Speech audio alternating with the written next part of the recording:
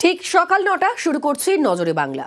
Mission ২৬ সিঙ্গুরের মাটিতে দাঁড়িয়ে পরিবর্তনের ডাক দিলেন নরেন্দ্র মোদী।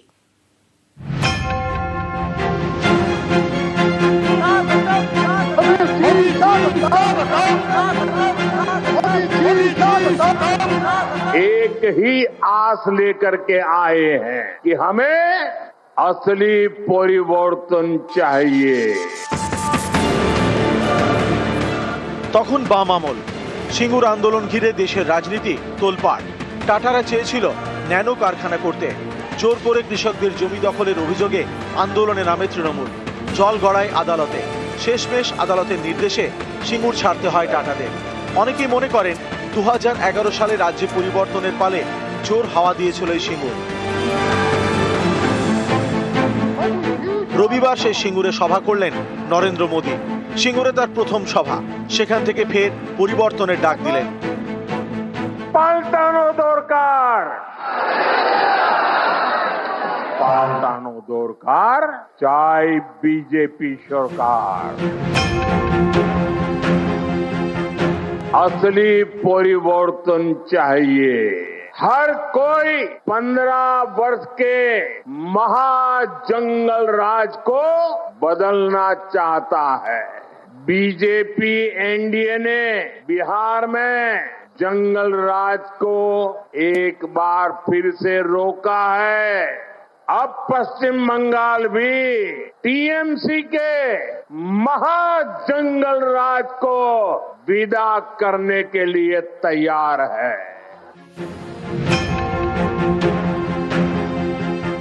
बंगाल में भाजपा की डबल इंजन सरकार बननी बहुत जरूरी है।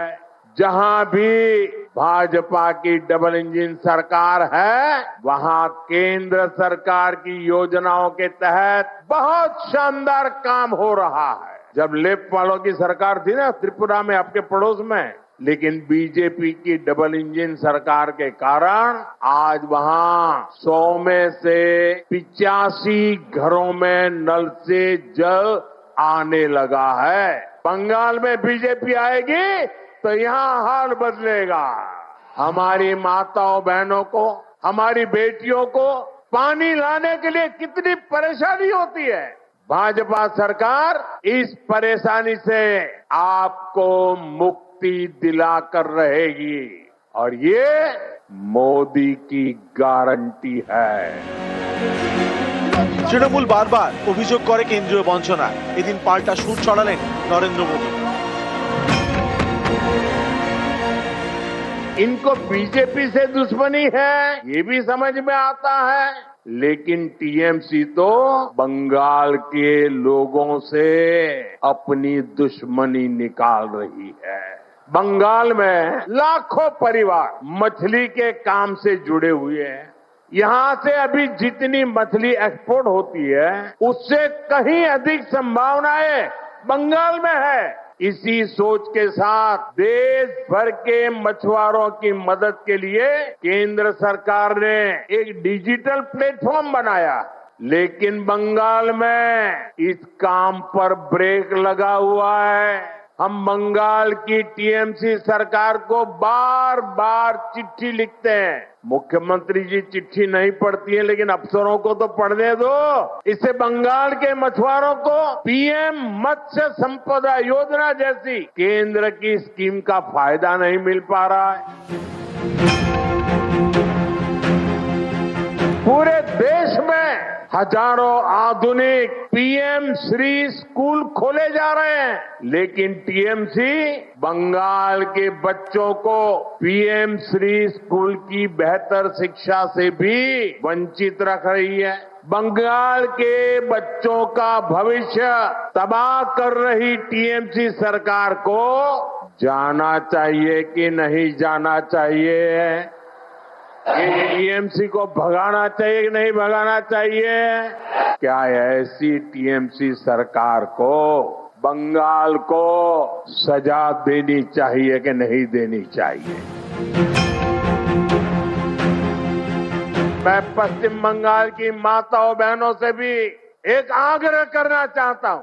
आपके बेटे बेटियों को तब तक अच्छी शिक्षा और अच्छी नौकरी नहीं मिलेगी जब तक यहाँ टीएमसी के पास सत्ता की ताकत रहेगी। भाजपा को आपका एक वोट पक्का करेगा कि यहाँ कॉलेजों में बलात्कार, रेप और हिंसा की घटनाओं पर लगाम लगे। भाजपा को आपका एक वोट पक्का करेगा कि बंगाल में फिर से संदेश खाली जैसी घटना न हो। आपका एक वोट इस बात को पक्का करेगा कि फिर से बंगाल में हजारों शिक्षक अपनी नौकरी नहीं खोए। टीएमसी को सबक सिखाना बहुत जरूरी है। নিউজ 18 বাংলা।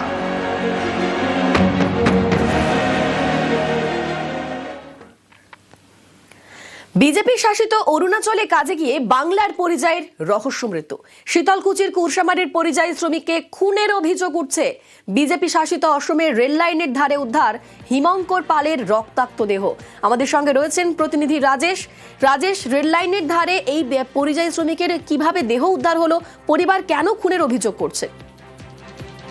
দেখো, শীতলকুচি ব্লকের ভাওয়াখানা গ্রাম পঞ্চায়েতের কুরসামারি হিমঙ্কর পাল দীর্ঘদিন থেকেই বিভিন্ন রাজ্যে রং মিস্ত্রির কাজ করে সম্প্রতি কিন্তু অরুণাচল প্রদেশে কাজের জন্য গিয়েছে হিমঙ্কর। তবে সেখানে কাজ পছন্দ না হওয়ায় তিনি কিন্তু বাড়ি ফিরছিলেন এবং যেটা পরিবারের পক্ষ থেকে জানানো হয়েছে, অরুণাচল প্রদেশ থেকে যখন বাড়ি ফিরছিলেন সে সময় যে বাসে করে ফিরছিলেন সেই বাস চালকের সঙ্গে হিমঙ্করের বচসা হয়। সেই কথা কিন্তু হিমঙ্কর তার বাবাকে ফোনে জানায় এবং এই বচসার ঘটনা জানানোর পর থেকে আর কিন্তু হিমঙ্করের সঙ্গে যোগাযোগ করতে পারেনি তার পরিবার। এবং হিমঙ্করের বাবা যেটা অভিযোগ করে বলেন যে ছেলের সঙ্গে একাধিকবার যোগাযোগের চেষ্টা করেও যোগাযোগ করতে পারেনি। এরপর কিন্তু গতকাল তারা অসমের গোয়ালপাড়া পুলিশ স্টেশন থেকে তাদেরকে জানানো হয় যে তার ছেলের দেহ সেখানে একটি রেল লাইনের ধারে পড়ে রয়েছে। এবং এই ঘটনার পরে কিন্তু এলাকায় চাঞ্চল্য ছড়িয়ে পড়ে পরিবারের দাবি খুন করা হয়েছে এই হিমঙ্করকে। এই ঘটনায় যারা দোষী তাদের কঠোর শাস্তির দাবি জানিয়েছে হিমঙ্করের পরিবার। ধন্যবাদ রাজেশ। যে বাবা আমাকে মারছে, ড্রাইভার আমার গলা টিপে ধরছে, আমি বলছি বাবা তুই আয় বাড়িতে। এরপরে ফোনটা বন্ধ হয়ে গেল। আমার মনে হয় আমরা বাঙালি বলে ঘটনাগুলো এভাবে ঘটছে বিভিন্ন জায়গার মধ্যে। আমি চাই সরকারের কাছে এটা ভালোভাবে তদন্ত করে যাদের উপযুক্ত শাস্তি হোক, এই ব্যবস্থা নেওয়া হোক। কেন বাঙালিদের উপরে এত অত্যাচার অবিচার চলছে প্রতিটা জায়গায় প্রতি মুহূর্তে?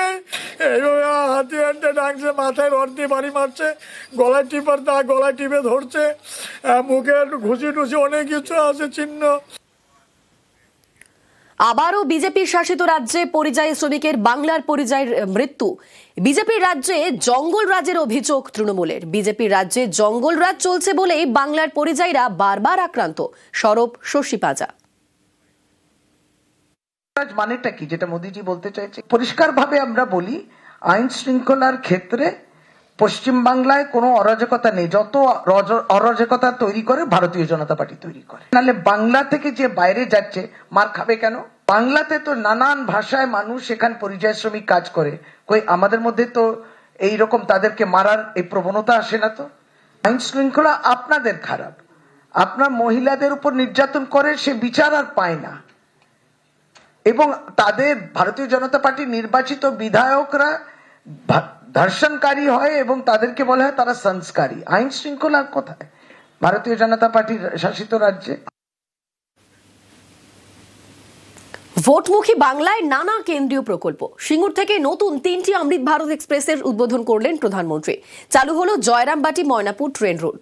বলাগড়ে এক্সটেন্ডেড পোর্ট গেট সিস্টেমের শিলান্যাস করলেন নরেন্দ্র মোদী।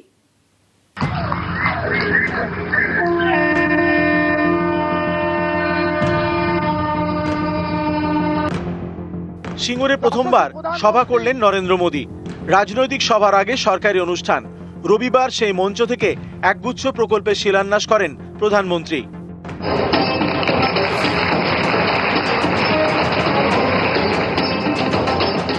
विकसित भारत के लिए पूर्वी भारत का विकास, इस लक्ष्य के साथ केंद्र सरकार निरंतर काम कर रही है। मुझे पश्चिम बंगाल से जुड़े विकास के सैकड़ों करोड़ रुपए के प्रोजेक्ट का शिलान्यास और लोकार्पण करने का अवसर मिला है। হাওড়া কামাখ্যা রুটে দেশের প্রথম স্লিপার বন্দে ভারত। শনিবার মালদা থেকে এর উদ্বোধন করেন প্রধানমন্ত্রী, আর রবিবার সিঙ্গুর থেকে করেন 3টি অমৃত ভারত এক্সপ্রেসের। সাঁতরাগাছি থেকে তামিলনাড়ুর তাম্বারাম, হাওড়া স্টেশন থেকে দিল্লির আনন্দ বিহার, শিয়ালদা থেকে উত্তরপ্রদেশের বারাণসী। देश की पहली वंदे भारत स्लीपर ट्रेन प्रारंभ हुई है। आज 3 और अमृत भारत एक्सप्रेस ट्रेनें शुरू हुई हैं। एक ट्रेन तो मेरे संसदीय क्षेत्र काशी बनारस की बंगाल से कनेक्टिविटी को और मजबूत करेगी।